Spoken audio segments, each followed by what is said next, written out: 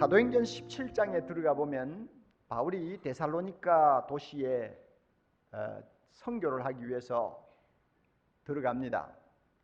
생전 가보지 아니한 도시에 그가 첫 발을 들여놓는 것입니다. 아마 내면으로는 부들부들 떨고 들어갔을 거예요. 들어가서는 원래 그가 하는 방식대로 유대인의 회당에 들어가서 매일 구약 성경을 가지고 유대인을 상대로 전도를 했어요. 유대인은 구약 성경을 아는 사람들이니까 구약 성경의 말씀을 가지고 예수님이야말로 하나님의 아들이시요 예수님이야말로 우리의 죄를 짊어지고 십자가에 죽으신 이사야의 고난의 종이요 예수님이야말로 사흘 만에 부활하셔서 전 인류에게 영생을 주시는 구원자라는 사실을 가르쳤어요. 3주 동안 매일매일 가르치고 전도했습니다. 유대인도 들어와 들었고 또 유대인과 가까운 이방 사람들도 들어와 들었어요. 하나님이 사도 바울과 디모데와 실라와 함께 하셔서 그들이 전하는 복음에 놀라운 능력이 나타났습니다. 그래서 성경에 보면 경건한 헬라 사람들이 많이 예수 믿고 돌아왔다고 했습니다. 헬라 사람이면 그리스 사람입니다. 이방인입니다. 그런데 왜 그들을 경건하다는 말 붙입니까? 그들이 평소에 하나님을 섬기고 싶어서 유대교로 개종했다는 이야기입니다. 원래 개종해서 회당에 드나들면서 하나님을 섬기는 사람들이었어요. 그런데 그 사람들이 복음을 들었단 말이에요. 또 데살로니가에서 귀족층에 속하는 상류층에 속하는 기부인들이 다수가 예수 믿고 바울을 따랐다고 했습니다. 그러니 엄청난 일이 일어나는 거 아닙니까? 그렇게 놀라운 부흥이 일어나니까 유대인들이 질투를 해가지고 드디어 소란을 일으켰습니다. 폭동을 일으켰어요. 그래가 사도 바울이 굉장히 위험에 처했습니다. 예수를 처음 믿은 사도 바울의 제자들이 사도 바울을 건면해서 밤중에 그 도시에서 빼돌렸습니다. 그리고 다른 도시로 보냈어요. 그 다음에 바울이 다시 그 도시에 들어가서 이제 새로 탄생한 개척교회 데살로니가 교회를 좀 더 격려하고 위로하려고 해도 들어갈 수가 없는 거예요. 그러니까 할 수 없이 편지를 쓴 것이 데살로니가 전서입니다. 바울이 들으니까 데살로니가 교인들은 자기가 빠져나온 다음에도 핍박을 받으면서 예수를 잘 믿고 있다는 것입니다. 여러분, 기부인들이 예수 믿고 나서 남편에게 박대당하죠. 가정에서 쫓겨나가죠. 또 예수 믿은 몇몇 사람들은 사회에서 왕따당하죠. 그래가지고 몹시 어려운 상황에 빠졌음에도 불구하고 그들은 3주 동안 믿은 그 작은 믿음을 가지고 끝까지 신앙을 지켰습니다. 핍박을 받으면서 기뻐하면서 신앙생활했고 게다가 그들은 사방으로 다니면서 예수님의 복음을 전했다고 기록이 되어 있습니다.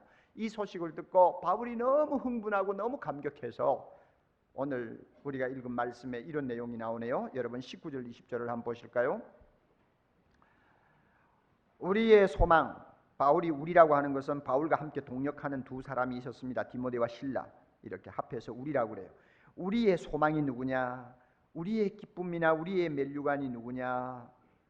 그의 강림하실 때, 예수님이 재림하실 때 우리 주 예수 앞에 누굽니까? 너희가 아니냐? 데살로니가 교인 너희가 아니냐?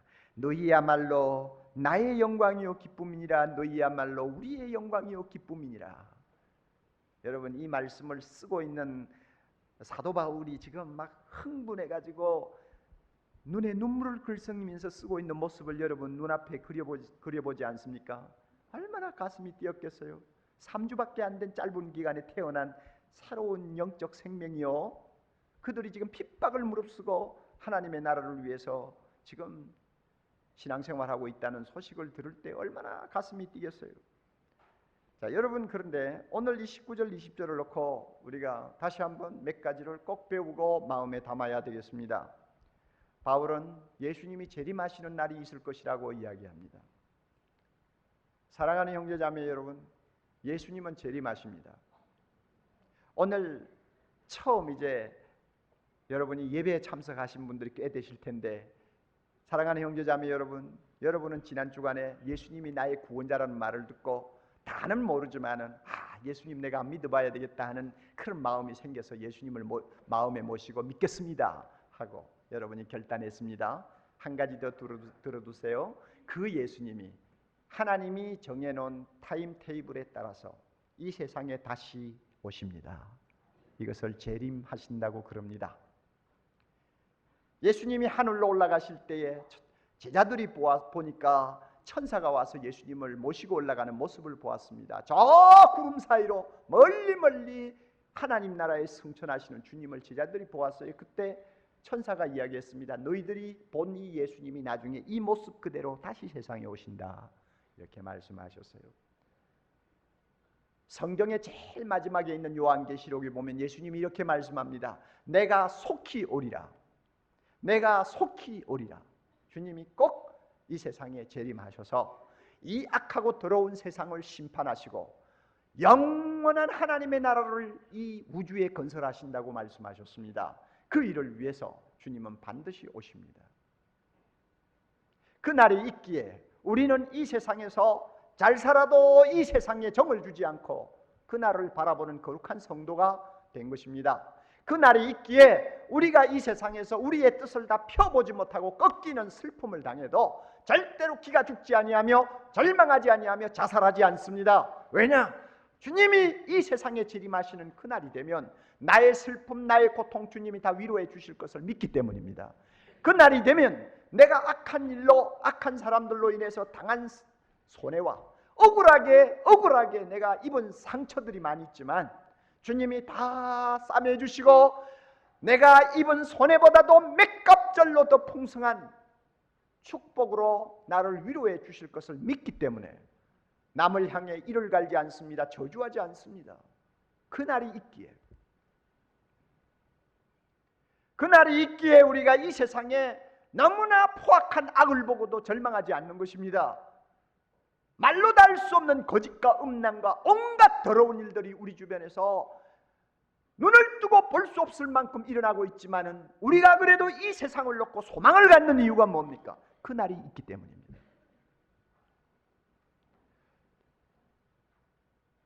잘 살아도 그 날이 있기 때문에 잘 사는 그것이 의미가 있는 거고, 못 살아도 그 날이 있기에 못 사는 그것이 의미가 있는 것입니다.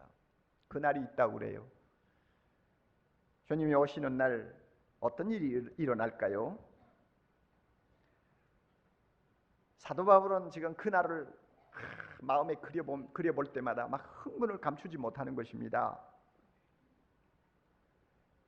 짧은 한평생 살면서 그 날을 기다리며 예수님을 위하여 다른 형제에게 전도하고 또 주님의 나라를 위해서, 복음을 위해서 필요하다면 물질 바치고 시간 바치고 더 나아가서는 자기의 젊음을 온통 바쳐서 아니면은 순교의 제물이 될 때까지 주님의 나라와 그 일을 위해서 희생한 거룩한 성도들이 그날이 되면 누리게 될 그 영광, 너무나 황홀하다는 것을 사도 바울이 알고 있어요. 너무너무 황홀하다는 걸 알고 있어요. 사도 바울은 결혼도 하지 않냐고 평생 복음을 전하기 위해서 숱한 매를 맞아가며 수없이 감옥에 갇혀가면서 복음을 전한 사람 아닙니까? 그와 같은 사람을 위해서 주님이 재림하시는 그날 어떤 축복과 상급과 칭찬이 기다리고 있다는 거 바울이 알아요. 그 중에 특별히 데살로니가 교인 때문에 바울이 예수님으로부터 받을 칭찬, 상급을 그는 알고 있는 것입니다. 그래서 지금 하는 이야기요. 예수님이 재림하시면 너희가 바로 나의 면류관이 될 거야. 너희가 나의 자랑이 되고 기쁨이 될 거야. 그거 생각하면 내 가슴이 뛰는구나 하는 이야기를 지금 쓰고 있는 것입니다. 자, 그렇다면 바울이 이렇게 주님이 재림하셔서 주실 칭찬과 상을 내다보고 데살로니가 교인들을 생각할 때 막 흥분을 감추지 못하는데, 그런 흥분의 밑바닥에는 첫째 이런 이유가 있습니다. 바울이 전도해서 예수 믿은 그 사람 당자가 너무나 하나님이 기뻐하시고 소중히 여기는 사람이기 때문에 바울은 그런 꿈을 갖고 있는 것입니다. 하나님이 날마다 문 밖에 나와 기다려요. 누구 좀 돌아오고 누구 회개하고 예수 믿기를 날마다 기다리고 있었는데 바울이 전도해서 돌아왔잖아요. 하나님이 얼마나 감격하고 기뻐하겠어요. 오죽하면 천국에서 천사들과 많은 구원받은 성도들과 함께 잔치를 하겠다고 그러겠습니까? 돌아온 영혼이 중요한 거예요. 그러므로 주님이 반드시 칭찬하실 것을 바울이 알아요. 상을 주실 걸 알아요. 여러분, 우리도 마찬가지입니다. 우리가 전도해서 이번 집회에 예수 믿기로 한 형제자매가 지금 여러분 옆에 앉아 있을지도 몰라요. 그 형제 한번 쳐다보세요. 굉장한 존재입니다. 그 형제 때문에 주님이 반드시 나에게 상을 주시고 칭찬을 주실 것입니다. 하늘에서 잔치가 벌어집니다. 그만큼 소중한 사람입니다. 굉장한 사람입니다. 오늘 처음 나와서 예배 드리시는 사랑하는 형제자매 여러분, 여러분을 하나님이 얼마나 소중하게 보시고 사랑하시는지 아세요? 알면 뿅 하고 가버립니다. 다 몰라서 다행이지. 그렇잖아요. 그렇게 소중한 사람이기 때문에 숫자가 몇 명이냐가 상관이 없어요. 주님은 자기가 갖고 있는 좋은 것은 우리에게 다 주려고 할 것입니다. 그만큼 주님이 기뻐하세요. 그러니 바울이 한 말이 옳지 않아요? 너희는 나의 면류관이야, 나의 자랑이야, 나의 기쁨이야, 나의 영광이야. 주님이 재림하시는 그날, 너희 때문에 내가 얼마나 황홀한 자리에 초대를 받을지 몰라. 우리도 그 말 할 수 있음을 믿으시기 바랍니다. 또 저변에 깔려있는 의미가 있습니다. 내가 전도하기는 한 사람 전도했어요. 바울이 데살로니가에서 열심히 전도했다고 해도 글쎄 몇십 명인지 몇백 명인지 모르겠어요. 그렇게 숫자는 많지 않을 거예요. 오늘 사랑의 교회처럼 몇만 명은 아니죠.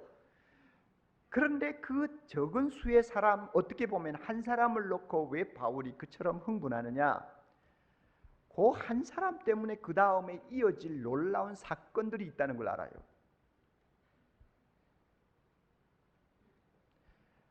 데살로니가전서 1장 8절에 보면 바울을 통해서 구원받은 사람들이요, 그렇게 핍박을 받으면서 마케도니아 전체, 지금 말하면 그리스 전국을 다니면서 복음을 전하고 있어요. 지금 그래가지고 그리스 반도가 들썩들썩 하는 거예요. 그 사람들 때문에. 여러분, 바울은 몇십 명을 전도했어요.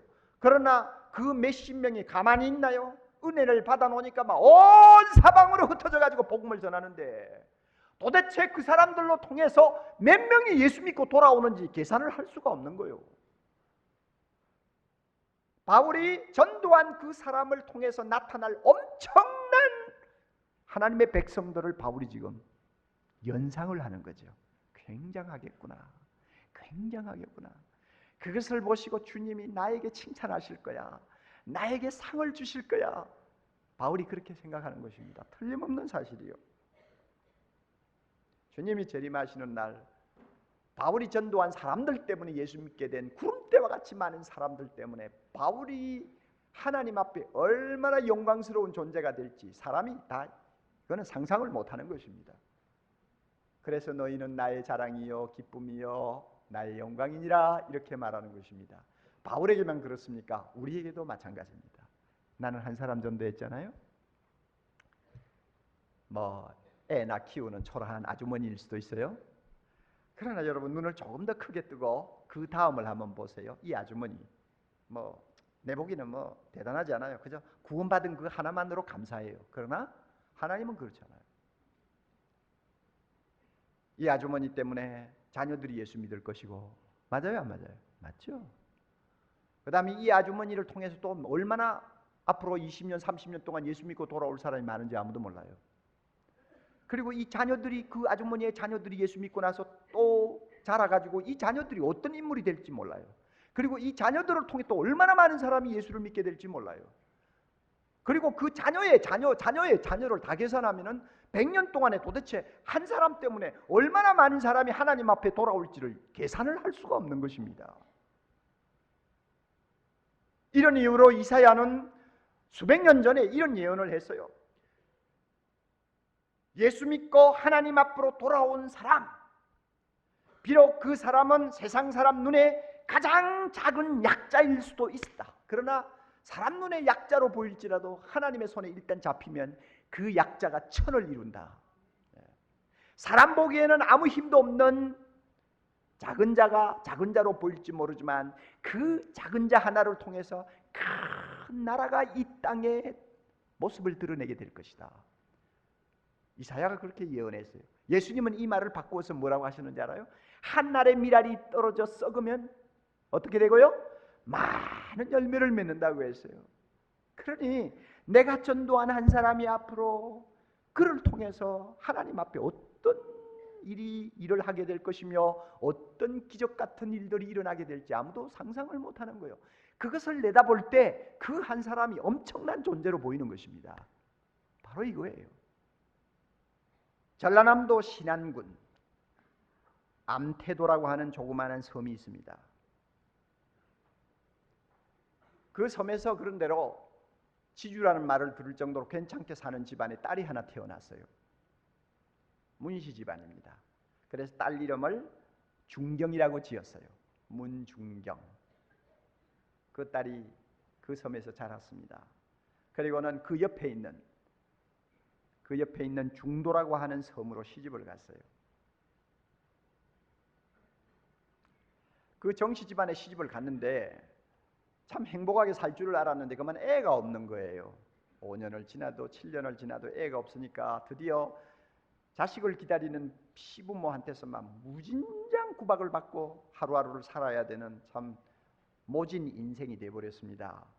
너무 구박을 받으니까 견디다 못해서 가출을 해버렸습니다.